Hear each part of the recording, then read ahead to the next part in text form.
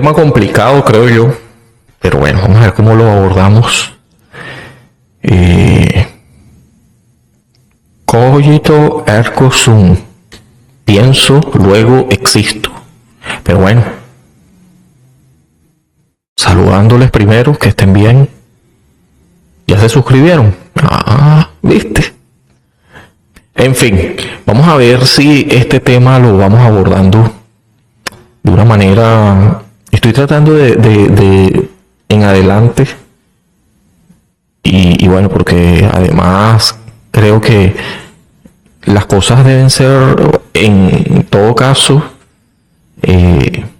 rigurosas, no tanto como dogmáticas, pero sí deben tener algo como de lo cual afianzar una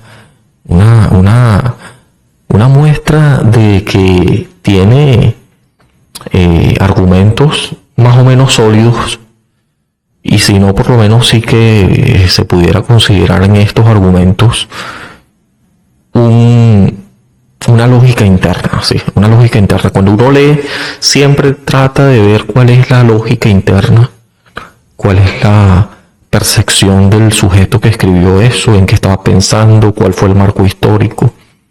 Y eso nos ayuda a encajar muchas situaciones de las que se van a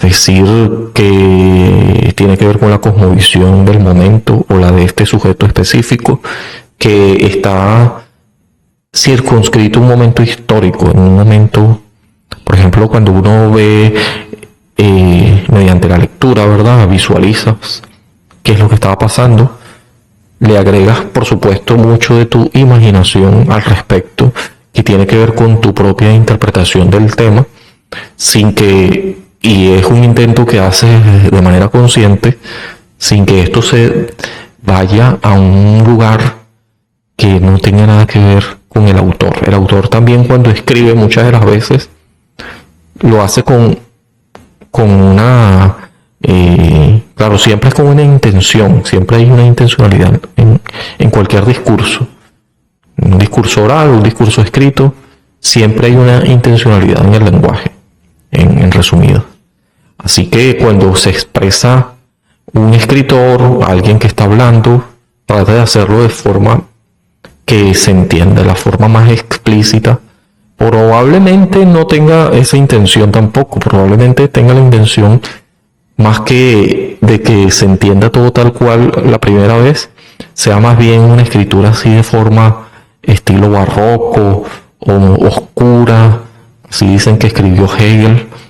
No es el caso porque fue muy riguroso y muy meticuloso al punto de bueno, ver en ello una metodología, y precisamente tendría que ver con eso, ¿no? El método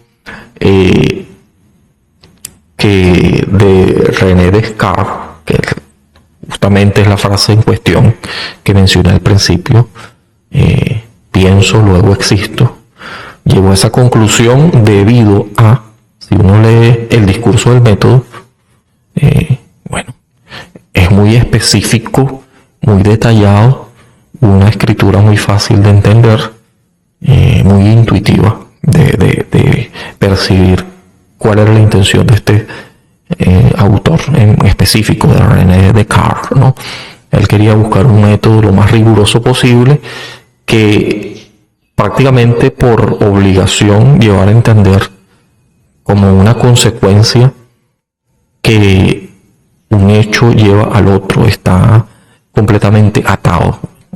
Ergo, ¿no? Ergo es una palabra del latín que justamente significa como consecuencia de, como decir, bueno, si todos los hombres, partiendo de una premisa, esta es la premisa, todos los hombres son mortales, Sócrates, por ponerle un nombre, puede ser cualquiera, es un hombre, por tanto, o ergo, así que por consecuencia, ergo, Sócrates es mortal, partiendo de una premisa. Entonces él lo que hace es, de manera causal, causa-efecto, va haciendo que casi que por obligación se pueda entender que es una consecuencia y que no tiene prácticamente manera de refutarlo. Pero claro que se ha refutado sobremanera desde que se escribió tal cosa hasta el momento, ¿no?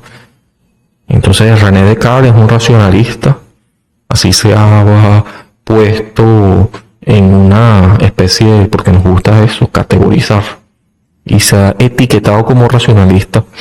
Yo no sé si él se asumía así propiamente, porque capaz que no. Es evidente que él venía de la escolástica y él mismo lo revela en todo su discurso, ¿verdad? Pero bueno, ¿y quién era este personaje? Un francés, era francés, y nada, era también un soldado de las cruzadas. Imagínense, estamos hablando de una persona que muy probablemente en medio de una fogata, así lo han pintado, alrededor de una fogata, a lo mejor luego de venir de una encarnizada guerra, prácticamente una batalla a muerte, que era lo que esto se desenvolvió en la época medieval, ¿no? Estamos hablando de los cruzados, cuando intentaban recuperar territorio de los judíos, como siempre, los judíos amenazados, en este caso por el cristianismo. ¿Cómo no? ¿Verdad? Todo el tiempo los judíos han tenido en la historia muchos problemas de diferentes tipos. En este caso era una guerra santa, que de santa nada que ver, una encarnizada guerra donde algunos personajes se apuntaban, incluso reyes, gente que no era que estaba salvaguardándose, muchos de ellos sí, por supuesto, pero es que se exponían mucho y bueno, iban a la caballería, iban con los estandartes y se ponían al frente. Eso es lo que quería decir, se exponían.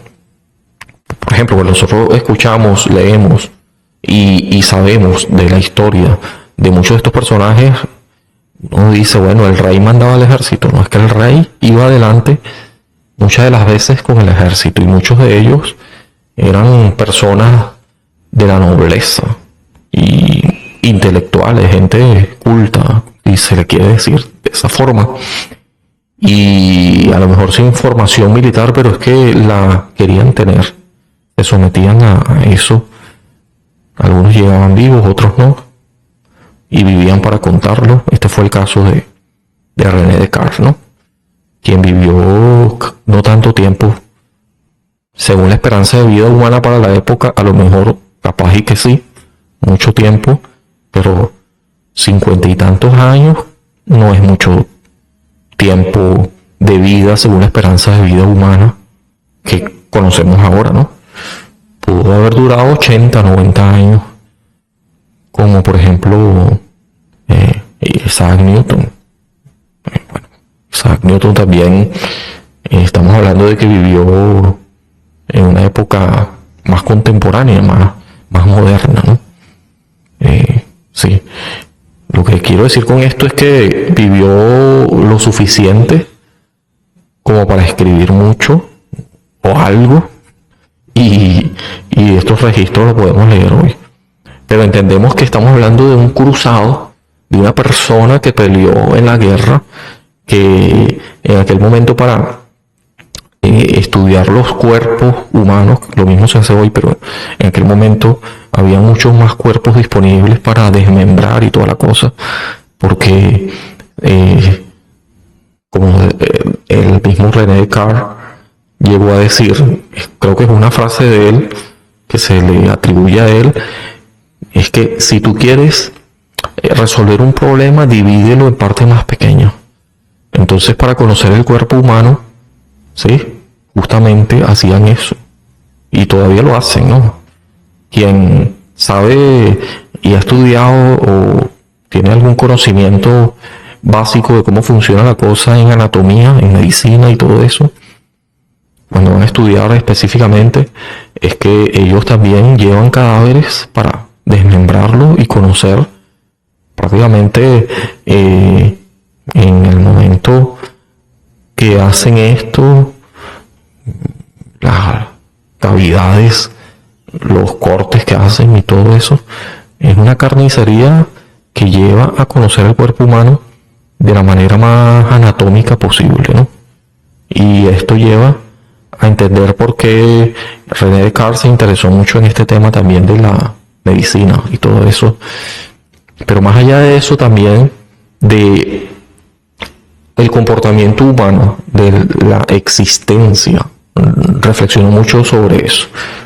También fue un matemático destacado. Cabe destacar de que él trató de que sus argumentos fueran racionalistas, así mismo matematizables, ¿sí? Que tuviera una lógica al menos interna que llevara a que se convirtiera casi que por la misma consecuencia de lo que se estaba argumentando, y esto iba a llevar casi que por inercia a un razonamiento universal, se pudiera universalizar, y es un método que llega hasta nuestros días como el método científico. Uno de los pioneros quizás de no irse tanto por dogmas, para nada, más bien quería romper, y es evidente que lo hizo, y para hacerlo, porque era lo dominante, el status quo era la Iglesia Católica, que era un monopolio en el conocimiento, en lo que se podía o no decir, y mucho menos oficializar, ¿no? Esto era licencia sin discusión de la Iglesia de ese entonces. La escolástica nos dice mucho respecto, y era la formación que tenía René Descartes, de quién era el que manejaba los hilos, quién era el que decía que, y si no, cualquier detractor se tenía que ver primero con la Inquisición y después con la hoguera, con casa por cárcel, en el mejor de los casos. Eso fue lo que le pasó a Galileo Galilei, ¿verdad? Que ya sabemos que, y si no, esto es un buen momento de saberlo, que de él sí se dice mucho sobre la cuestión del método científico, que fue el padre de este método, ¿no? Pero bueno, pienso, luego existo. ¿Qué quiere decir esto? ¿Qué quiere decir esto? Y ya voy a ir resumiendo, y no quiero hacer esto exageradamente largo. Estoy tratando de hacer los videos lo más corto que se pueda. ¿No? Porque, como decía, en cuanto a las leyes de la simplicidad, John Maeda, pero él hizo eco de lo que dijo en su momento, por lo menos se dice que eso dijo, ¿no? Yo no estoy asegurando de que sea así, pero sí que hay buenas razones. Habría que buscar esos orígenes de los escritos, pero sí, hay buenas razones para creer que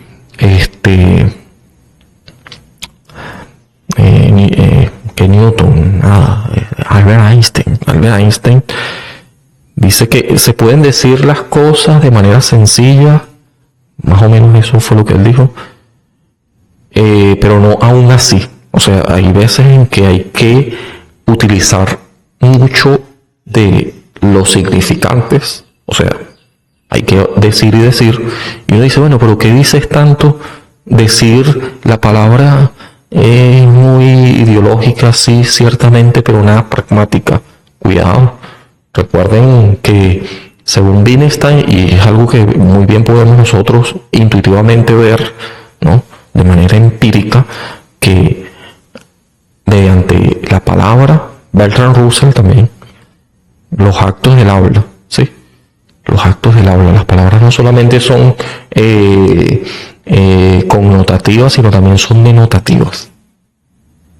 El acto del habla va de el hecho de que terminan ejecutando una acción, son pragmáticas, ¿sí? Por aquello de la utilidad de Wittgenstein, una vez más, que la semántica es importante, pero, y claro que lo es, pero el nivel pragmático de la lengua va del hecho de que la lengua es acción, los actos del habla, no es pura verborrea, ¿sí? Y por ejemplo, lo que decía en sus meditaciones René Descartes, el método que él trató de llevar hasta lo último, trataba de el existencialismo. Pienso, luego existo. Él llegó a esa conclusión prácticamente diciendo de que yo sé que existo porque si nada existiera, y esto revela un solipsismo, ¿sí? Si yo estuviera solo, y vamos a suponer que yo puedo no asegurar que lo otro existe, porque según él, en mucho de lo que dijo, ¿no? Lo pueden leer. No es tan difícil de leer el discurso del método de René Descartes. Y no es tan difícil porque entenderlo resulta algo que sin mayores interpretaciones se puede visualizar cuál era, y era lo que él quería, además, que se entendiera explícitamente, casi que por consecuencia de haber leído una palabra, y los pensamientos no estaban eclipsados prácticamente con nada, sino muy ejemplificados. El ejemplo siguiente lo revela así. Supongamos que tus sentidos te engañen porque a lo mejor existe un genio maligno, así lo hizo como una metáfora, que intencionalmente quisiera engañarte y todo. Y si fuera el caso, lo cierto es que, aunque todo lo demás fuera una especie de Matrix, ¿verdad? Quienes han visto esta película saben que la fuente ideológica va por ahí, y que todo es una construcción mental, un constructo mental llevado por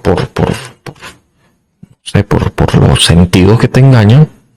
Definitivamente de eso se trata. Sí que tú puedes pensar, eso es un hecho, y que entonces te das cuenta de que existes. Y los muertos que no existen, ellos acaso estarán pensando. Entonces, el día que uno se muere, perecen sus pensamientos también. Esta dualidad alma, cuerpo, claro que cuando uno lee bien y lo interpreta de la mejor manera posible, más allá de los dogmas de las religiones que se imponían para la época, no estaba pensando él, y uno lo puede intuir cuando lee sus escritos. René Descartes no estaba pensando en el alma como una entidad inmaterial, ¿no? Sino como lo que pudiéramos traducir ahora como mente. Y esto es un dilema, un problema, algo que hasta nuestros días llega, esta dualidad mente y cuerpo o materia, como lo decía, hablando de las redes extensa y la red cógnita, algo así, ¿no?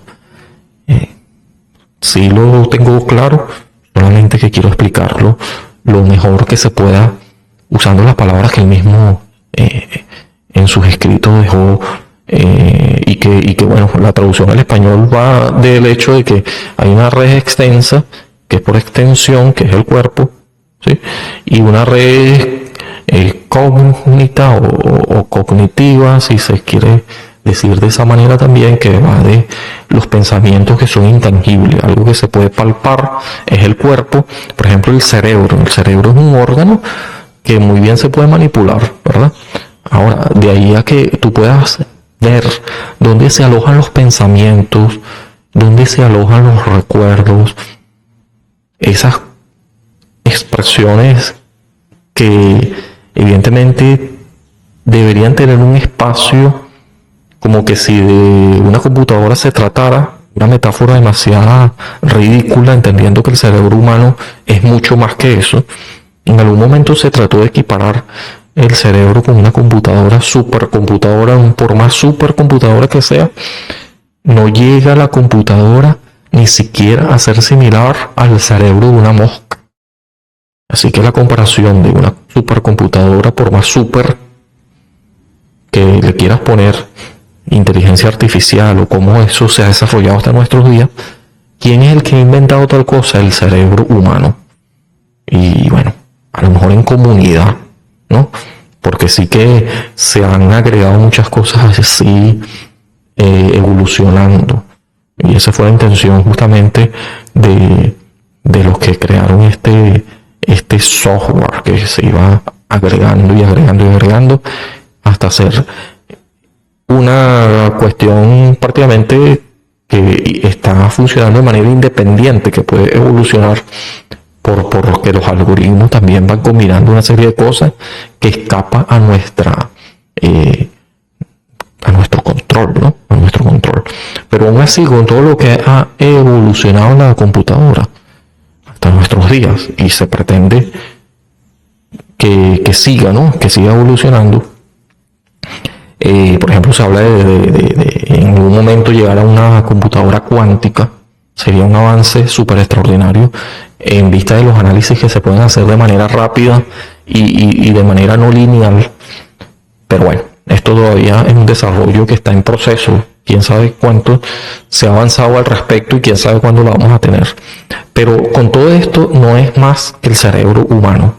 El cerebro humano es algo que supera cualquier metáfora que podamos poner, ¿no?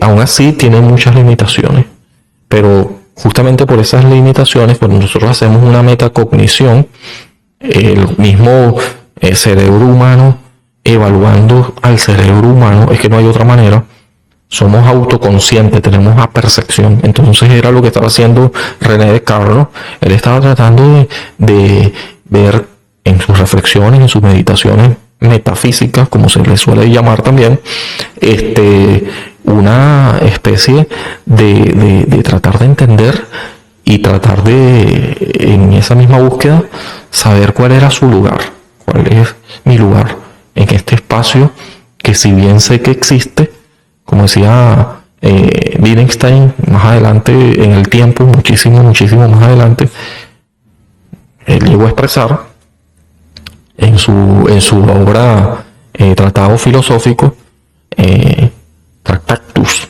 ¿sí? Mira, ponía esta premisa, ¿no? Ya de inicio, ¿no? El mundo es todo lo que existe, ¿no? Algo así era la cosa, ¿no? Quiere decir de que esta pregunta, creo que Pascal, de que por qué hay algo no habiendo nada, es decir, pudiendo haber no existido nada, sin embargo hay algo.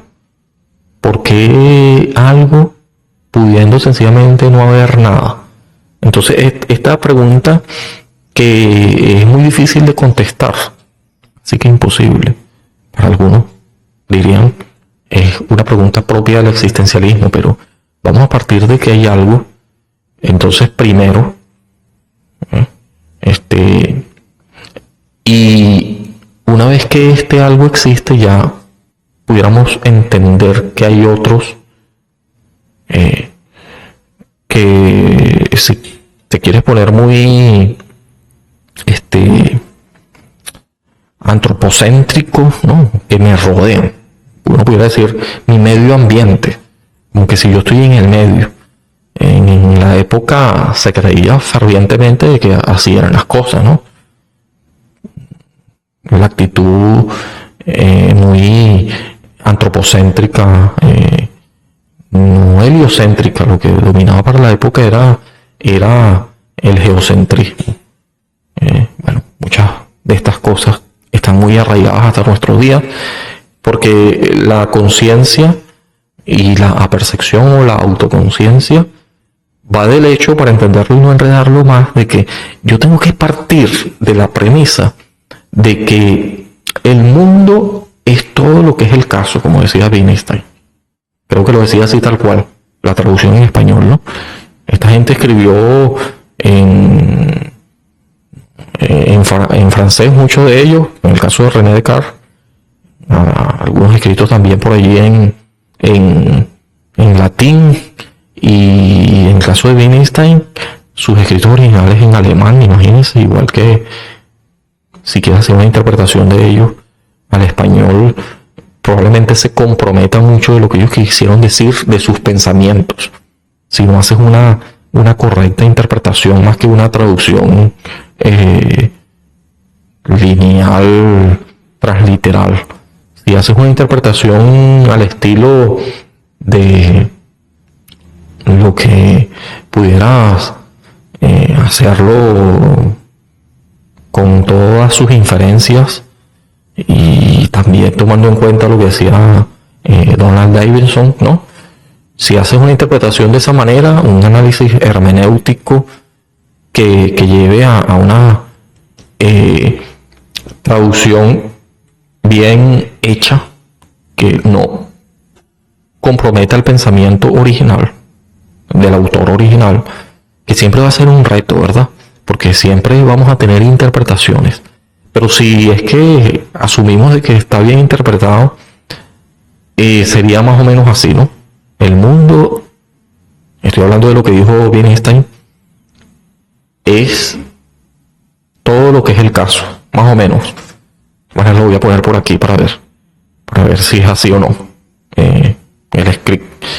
Bueno, en fin, si partes de eso, resulta que mi existencia, ¿sí?, precede a la esencia. Esto parece más bien algo que da la vuelta o que intercambia los factores allí, ¿verdad? Y en este caso el orden de los factores se altera el producto. ¿Por qué?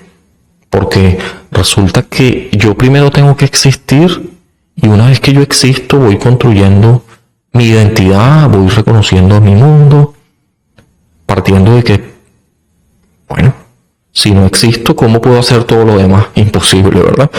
Un bebé nace, ¿verdad? Nace el bebé y todos partimos de allí. Como la procedencia, no digamos origen, porque si decimos origen, entonces hay predisposiciones genéticas que tienen que ver con quién era tu padre y con quién se casó tu padre o tu madre, qué familia tiene. Entonces todos esos antecedentes y dónde naciste, y todo eso va impregnando, no determinando, pero sí condiciona, crea las condiciones para tu identidad. Vas abonando tu identidad a partir de no una tabula rasa, como decía ya en el empirismo John Locke, por ejemplo, ¿no?, sino más bien como una piedra caliza, que esta metáfora parece mucho mejor según lo que conocemos hoy, en el entendimiento que tenemos ahora más avanzado. Estamos lejos de conocer todo lo que implica, pero sí que más avanzado en cuanto a la neuroplasticidad, y sabemos que es maleable. Hay un constructo continuo que va desde la cuna a la tumba, y sí que hay predisposiciones, no somos una tabula rasa, predisposiciones genéticas, predisposiciones que tienen que ver con el lenguaje y cómo se adquiere, ¿no? Partiendo de que reconocemos, y yo al menos sí que estoy de acuerdo con tal cosa, Noam Chomsky, de que hay una biolingüística, ¿sí? Hay patrones que ya están de manera innata, ¿sí? El innatismo también se ha contrapuesto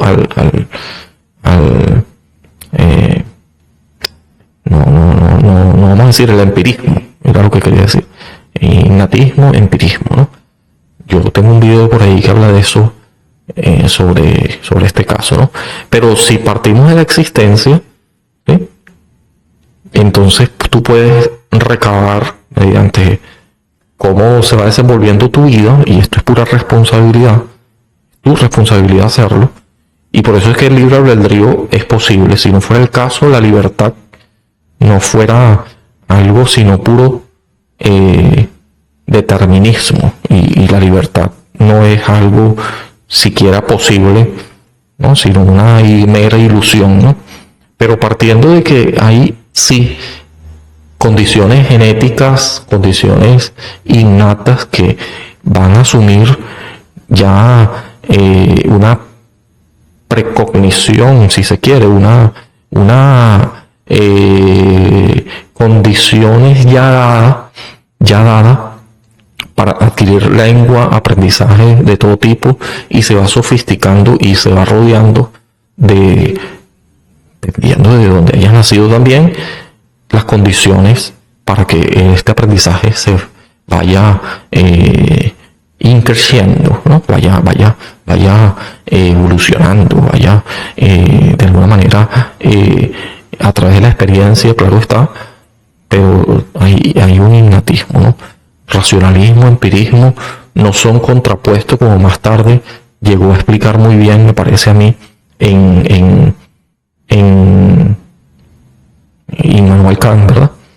En su obra, especialmente estoy tratando de recordarla ahorita, idealismo trascendental. Se me olvidan las cosas a veces, pero ahí están. Eso es lo importante, que puedo rescatarlas porque ahí están.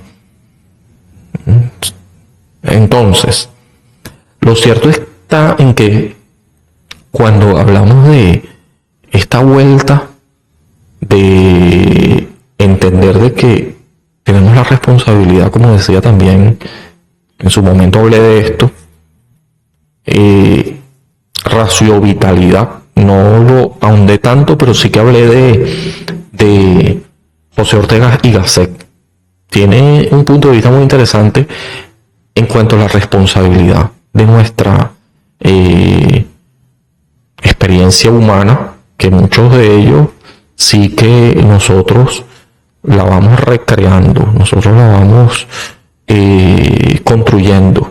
Es un constructo que también se debe, casi que rayando en lo que decían los estoicos, sin que esto vaya a un punto muy radical, de que nosotros a lo mejor no podemos decir qué nos va a pasar, pero porque muchas cosas son sobrevenidas, ¿verdad?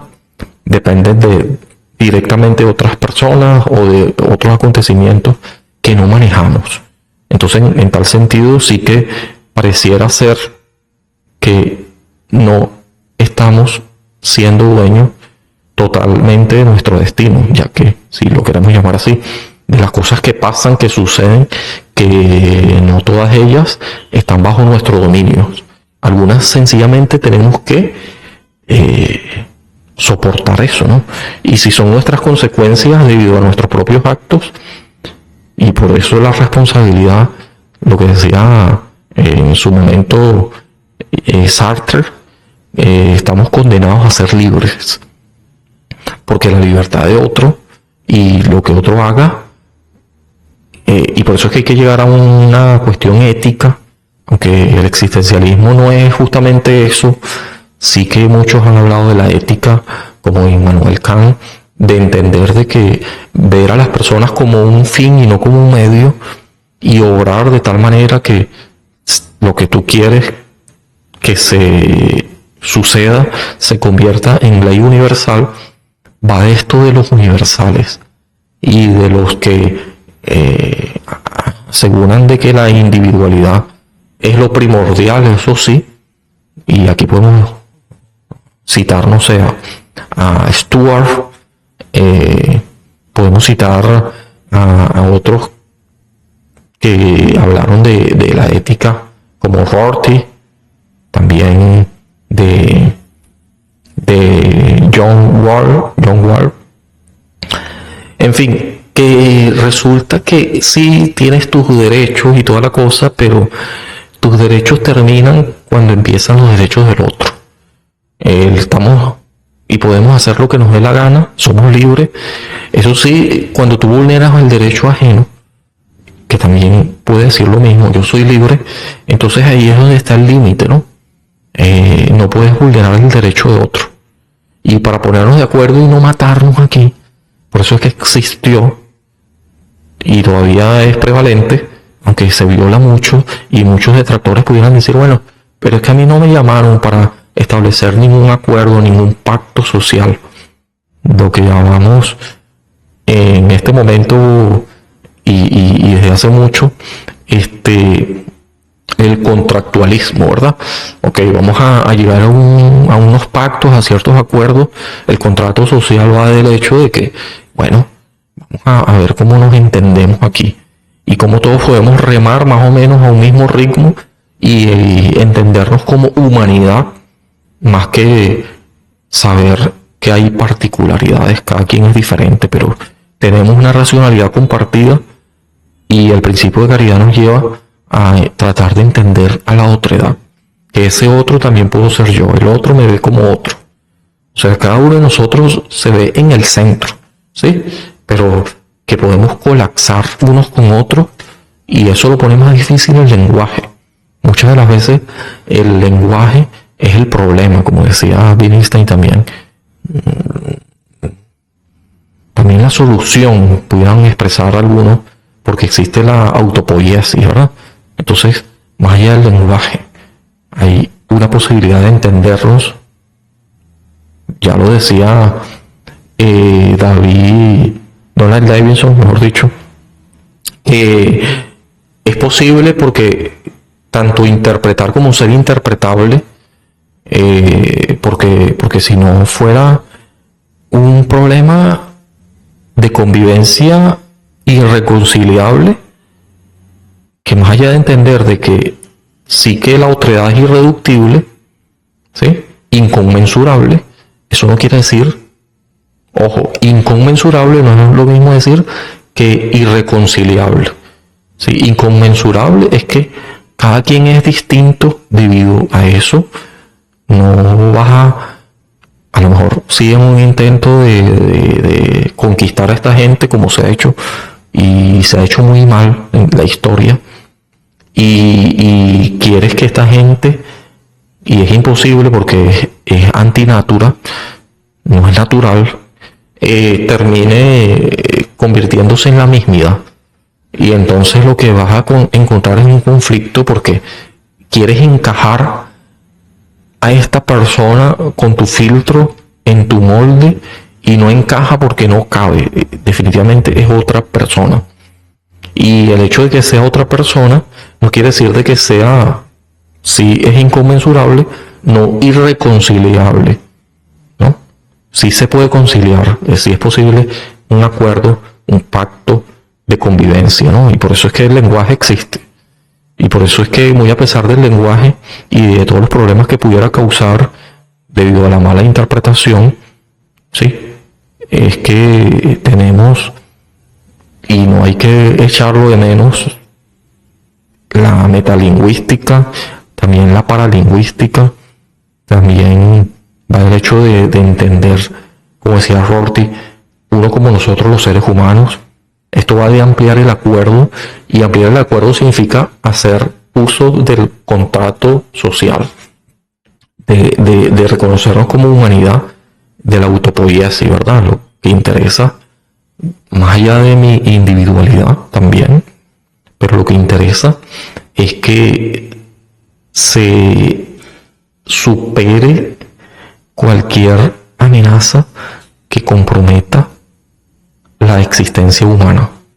Si lo que está sucediendo va a terminar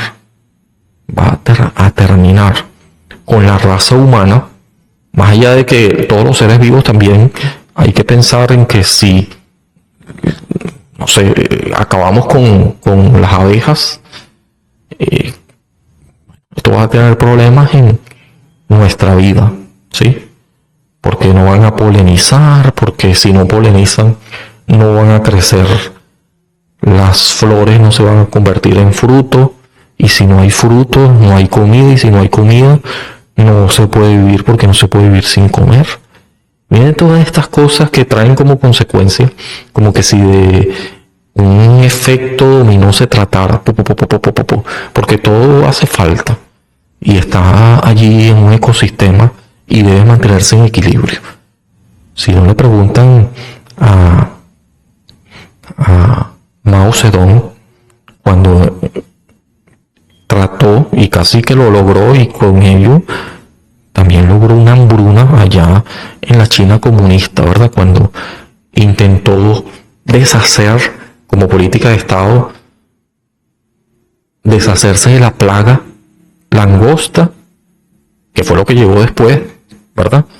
Porque los depredadores naturales, que esto fue lo que él deshizo casi que por completo, el gorrión, las ratas, y había otro insecto por ahí, pero bueno, vamos a quedarnos con el gorrión. Si deshaces el gorrión, que son los depredadores naturales de las langostas, entonces lo que vas a hacer es que la población de langosta crezca a un ritmo tan vertiginoso, solamente pensando que el gorrión es una avecita pequeñita. Yo aquí tengo un vídeo que hablé de eso, de la valla de Chesterton, ¿no? Él explica mucho mejor esto, un inglés. Puedes ver ese video y leerse el libro, todavía mejor. Él explica allí de que debes tener en cuenta a la otredad y a todos los elementos que conforman el sistema, incluyendo los que tú puedas considerar por ignorancia, evidentemente por no haber hecho un análisis previo, de que son inútiles.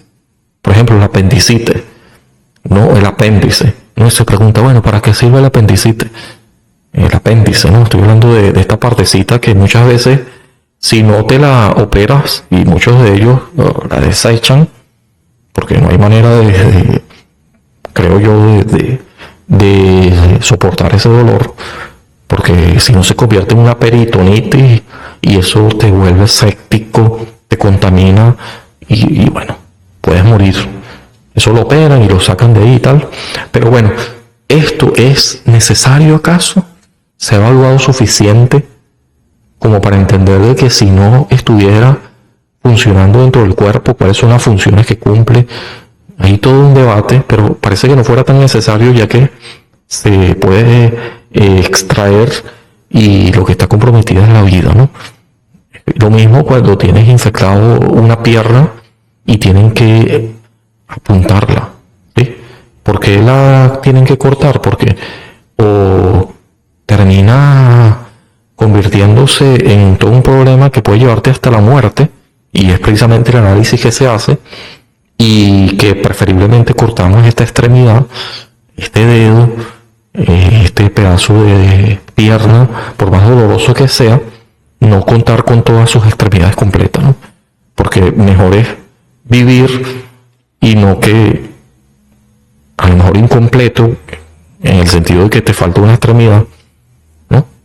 No en el sentido de incompletud, de ineptitud, cuidado, sino como entender el hecho de que, muy a pesar de esta carencia, de que te tengas que desprender de esto, bueno, tendrías que seguir viviendo, muy a pesar de no tener esa pierna. A los diabéticos lamentablemente les pasa esto, y a los que han tenido una herida que ha sido tan fatal, a personas que han ido a guerras o que les puede caer una gangrena. En fin, estos son análisis que preferiblemente y deben hacerse, lo hacen los médicos, un análisis muy exhaustivo, y más vale que sea así, pero que muchas veces a priori también tienen que actuar, porque si lo piensan demasiado y lo alargan en el tiempo, ya se han hecho demasiados análisis que se han acumulado como conocimiento como para entenderlo prácticamente de inmediato, y lo que pudiera estar en juego es la vida si no se hace con el tiempo a tiempo récord, ¿no? A tiempo récord, ¿no? Puedes estar pensando mucho, en ocasiones sí, en ocasiones no. Ahí está un análisis que se hace al respecto, pensar lento, pensar rápido, de yo he hablado de Daniel Kahneman. Yo tengo un video donde hablé mucho sobre eso, pueden leerse el libro también. En fin, pero hay que hacer un análisis riguroso, pertinente, antes de tomar una decisión, porque la valla de Schrödinger toma del hecho, y fue lo que le pasó a Mao Zedong, a lo mejor no escuchó tampoco a las personas que le decían, mira, pero esto puede tener consecuencias, claro, pero si las consecuencias son tan devastadoras, es mejor que dejes eso así como está, ¿sí? Es mejor, debe haber una razón por la que la valla esté allí. No derrumbes esa valla. Antes de derrumbar el muro, echarle mandarle a eso, echarle combo, caerle a martillazo. Primero tienes que meditar en cuáles van a ser las consecuencias. De pronto puede ser que la cuestión que tú llames remedio resulte más dañina que la enfermedad, ¿no? Entonces hay que tener cuidado con los cambios. Sí que se debe hacer lo posible por ir mejorando. Y sí hay cosas que se tienen que cambiar. Pero hay que hacer un análisis previo. ¿Cuáles son las consecuencias si yo hago esto? Porque el existencialismo va de reconocerse a sí mismo primero como un ente, ¿sí? Como esto es algo meramente del ser ontológico, ¿verdad? Pero después va a lo epistemológico, que es el conocer. El conocer tiene que ver con la otredad. Y el conocer tiene que ver con ver todos los factores implicados. Entonces, la existencia precede a la esencia. Primero soy, ¿verdad? Luego, vamos a ver de qué manera soy, cómo mi existencia me va condicionando, quizás no determinando, ¿sí? Que es diferente.